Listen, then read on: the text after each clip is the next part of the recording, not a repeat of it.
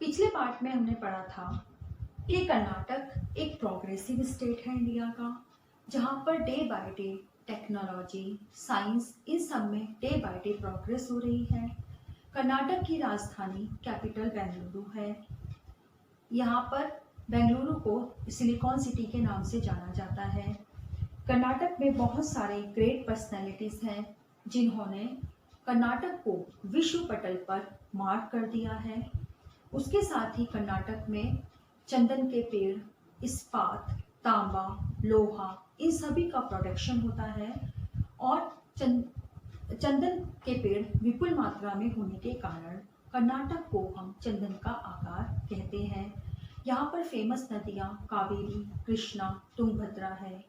Waterfalls attraction point है। हजारों एकड़ जमीन को कल्टीवेट इन्हीं नदियों के पानी से किया जाता है।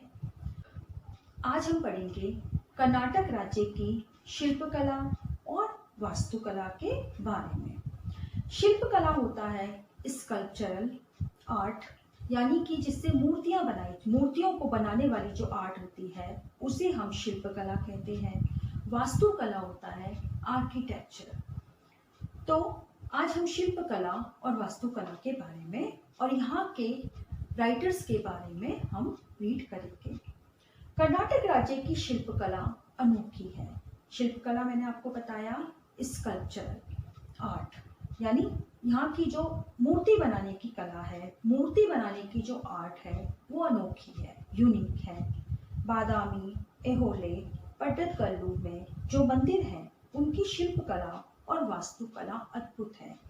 इस प्लेसेस पर जो टेम्पल है, बादामी, ऐहोले, पट्टदकल्लू में जो टेम्पल है वहाँ की शिल्पकला और वास्तुकला बिल्कुल यूनिक है, बहुत ही अद्भुत है, बहुत ही डिफरेंट है। बेलूर, हलेबीडु, सोमनाथपुर के मंदिरों में जो पत्थर की मूर्तियाँ हैं वे सजीव लगती हैं।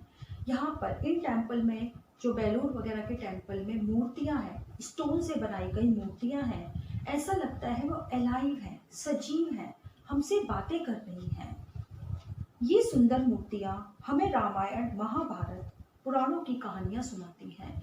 हमें ऐसा लगता है कि वो सजीव मूर्तियाँ हैं, हमसे बातें कर रही हैं, हमारे साथ टॉकिंग कर रही हैं और हमें रामायण, महाभारत और हमारे जो पुराने ग्रंथ हैं उनकी स्टोरी हमें बता रही हैं। श्रवणबेलगोल में 57 फुट ऊंची गोमटेश्वर की एक शिला प्रतिमा है जो दुनिया को त्याग और शांति का संदेश दे रही है। श्रवणबेलगोल में गोमटेश्वर की एक मूर्ति है जिसकी हाइट 57 फीट है और इसको गंग वंश के एक मंत्री थे चामुंडराय, उन्होंने इसे बनवाया था। इसको बनाने में टोटल 12 इयर्स का टाइम लगा था। क्यों? क्योंकि ये मूर्ति एक तो बहुत बड़ी है, 57 फीट हाइट की है, और दूसरी बात एक ही शिला प्रतिमा यानी एक ही स्टोन से बनाई गई है। एक बड़ा स्टोन लेकर के उसी स्टोन पर इस मूर्ति को बनाया गया है। इसमें किसी दूसरे पत्थर को ज्वाइन नहीं किया गया है, इसीलिए एक पत्थर पे बने होने के कारण इसे एक शिला प्रतिमा, एक शिला पत्थर प्रतिमा मूर्ति यानी एक शिला मूर्ति इसे कहा जाता है, जिसका कंस्ट्रक्शन या जिसका निर्माण चामुंडराय ने कराया था, जो हमें दुनिया को त्याग, सैक्रिफाइस और शांति, पीस का मैसेज दे रही है। विजयपुरा के गोल गुंबज की विस्परिंग गैलरी वास्तुकला का अद्वितीय दृष्टांत है।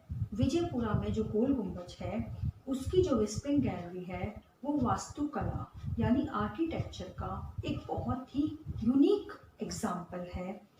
मैसूर का राजमहल कर्नाटक के वैभव का प्रतीक है। मैसूर में एक राजमहल है, एक पैलेस है जो कर्नाटक की ग्लोरी का सिंबल है। वैभव होता है ग्लोरी, प्रतीक होता है सिंबल। प्राचीन सेंट फिलोमिना चर्च, जगनमोहन राजमहल का पुरातत्व वस्तु संग्रहालय अत्यंत आकर्षणीय है। पुरातत्व, प्राचीन वस्तु, थिंग्स, संग्रहालय, म्यूजियम यानी पुरानी वस्तुओं का कलेक्शन यहाँ पर किया गया है, जो है जगनमोहन राजमहल का पुरातत्व वस्तु संग्रहालय। ये सभी अट्रैक्शन प्रोटेक्शन के पॉइंट हैं। तो बेलूर, हलेबीडु, सोमनाथपुर के मंदिर में जो मूर्तियां हैं वो हमें ऐसी लगती हैं कि हमसे बातें कर रही हैं और वो हमें रामायण, महाभारत इन सब की स्टोरी के बारे में बताती हैं। श्रवण बेलगोल में 57 फीट हाइट की जो एक शिला प्रतिमा है, कोमटेश्वर की एक शिला प्रतिमा है, वो हमें त्याग और शांति का मैसेज देती है। इसके अलावा विजयपुरा के गोल गुंबज की विस्परिंग गैलरी वास्तुकला का एक यूनिक एग्जाम्पल है। साथ ही मैसूर का राजमहल जो है कर्नाटक की ग्लोरी का सिंबल है। Saint Philomena church, Jagan Mohan palace का पुरातत्व वस्तु संग्रहालय जहाँ पर प्राचीन वस्तुओं का कलेक्शन किया जाता है, ये सब हमारे लिए अट्रैक्शन का पॉइंट है जो कर्नाटक के वैभव का भी सिंबल है, उनकी उसका प्रतीक है। गंग, कदम, राष्ट्रकूट, चालुक्य, होयसल, ओडेयर आदि राजवंशजों होता है डायनेस्टी ने तथा कृष्णदेव राय, मदकरी नायक, रानी अबक्का देवी, कित्तूर रानी चेन्नम्मा, टीपू सुल्तान, आदिल शाह जैसे शासकों ने कर्नाटक राज्य की श्रीवृद्धि में अपना महत्वपूर्ण योगदान दिया है। ये कर्नाटक की हिस्ट्री से रिलेटेड है, जिन्होंने सबने कर्नाटक राज्य की प्रोग्रेस में अपना एक इम्पोर्टेंट पार्टिसिपेशन दिया है। ये सभी कर्नाटक की हिस्ट्री के नाम हैं। सभी राजा एवं वंशों मतलब डायनेस्टी के नाम हैं जिन्होंने कर्नाटक की समृद्धि, कर्नाटक की प्रोग्रेस के लिए अपनी लाइफ को बलिदान कर दिया। कर्नाटक के अनेक साहित्यकारों, राइटर ने सारे संसार में कर्नाटक की कीर्ति फैलाई है। कर्नाटक में बहुत सारे राइटर्स ऐसे हैं जिन्होंने की कर्नाटक की कीर्ति को पूरे वर्ल्ड में स्प्रेड किया है। अपने इतने इम्पोर्टेंट लिटरेचर लिखकर, इतने यूजफुल लिटरेचर लिख करके उन्होंने कर्नाटक के फिल्म को सारे वर्ल्ड में स्प्रेड कर दिया है। वचनकार बसवण्णा क्रांतिकारी समाज सुधारक थे। बसवण्णा जो थे वो सोशल रिफॉर्मर थे जिन्होंने समाज में बहुत सारे चेंजेस किए, बहुत सारे इम्प्रूवमेंट किए। अक्कम महादेवी, अलम प्रभु, सर्वज्ञ जैसे अनेक संतों ने अपने अनमोल वचनों द्वारा प्रेम, दया और धर्म की सीख दी है। ये वो महान लोग थे जिन्होंने कि अपने वचनों द्वारा, अपनी वाणी द्वारा, अपने एक्सपेंसिव वचन द्वारा, वर्ड्स द्वारा लोगों को प्रेम, दया, काइंडनेस और धर्म, रिलीजन्स की सीख दी है। मतलब कैसा होना चाहिए, प्रेम के बारे में, धर्म के बारे में, दया के बारे में उन्होंने नॉलेज प्रदान की है। पुरंदरदास, कनकदास आदि भक्त कवियों ने भक्ति, नीति, सदाचार के गीत गाए हैं। ये पुरंदरदास, कनकदास आदि ऐसे कवि थे, ऐसे डिवोशनल कवि थे जिन्होंने की भक्ति, डिवोशन, नीति, मॉरलिटी, सदाचार, गुड बिहेवियर के से रिलेटेड सॉन्ग लिखे, पोएम्स लिखी, और वो खाली लिखी नहीं है बल्कि गाई भी है, उनको जगह जगह फेमस भी किया है। पंपा, रन्ना, कुमार व्यास, हरिहर, राघवांक आदि ने महान काव्यों की रचना कर कन्नड़ साहित्य को समृद्ध बनाया है।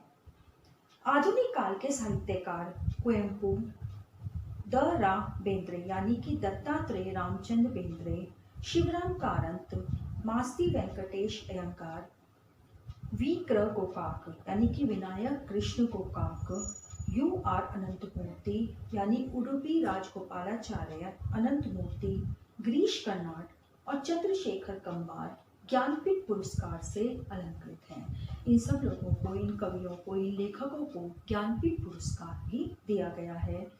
यह कन्नड़ भाषा, संस्कृति तथा कर्नाटक के लिए गौरव का विषय है। इस ज्ञानपीठ पुरस्कार मिलना, भारत रत्न मिलना, यहाँ की वेल्थ, यहाँ की मंदिरों की मूर्तियाँ, ये सब कुछ कर्नाटक के समृद्धि के सिंबल हैं।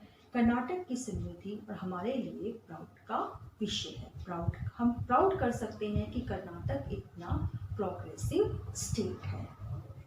प्राउड कर सकते हैं कि इन सभी राइटर्स ने अपने वचन द्वारा, अपने वर्ड्स द्वारा, अपने साहित्य द्वारा कर्नाटक की समृद्धि में एक महत्वपूर्ण पार्ट प्ले किया है। साथ ही कर्नाटक भाषा को समृद्ध किया है, उसे डेवलप किया है और यह हमारे लिए एक गौरव का विषय है। यहाँ पर एक टिप्पणी दी हुई है पेज नंबर 131 पर विस्परिंग गैलरी की। यह विजयपुरा के विश्वविख्यात गोल गुंबज में है। विश्वविख्यात मतलब वर्ल्ड फेमस। इसकी वास्तुकला अनोखी है। इस गुंबज के एक छोर से धीमी आवाज में बात करें तो वह विरुद्ध छोर पे स्पष्ट सुनाई देती है। यानी एक एंड से धीमी आवाज, बहुत ही स्लो आवाज में अगर हम बातें करते हैं कुछ भी, तो वो अपोजिट एंड में हमें क्लियरली सुनाई देती है। इस गुंबज की एक और विशेषता यह है कि यहाँ एक बार आवाज निकालने से यह 7 बार प्रतिध्वनित होती है। प्रतिध्वनित मतलब गूंजती रहती है, इकोइक। यानी एक बार हमने कुछ वर्ड कहा तो वो वर्ड हमें 7 टाइम्स सुनाई देगा। तो ये इसकी एक गोल गुंबज की विस्परिंग गैलरी की बहुत ही बड़ी विशेषता है।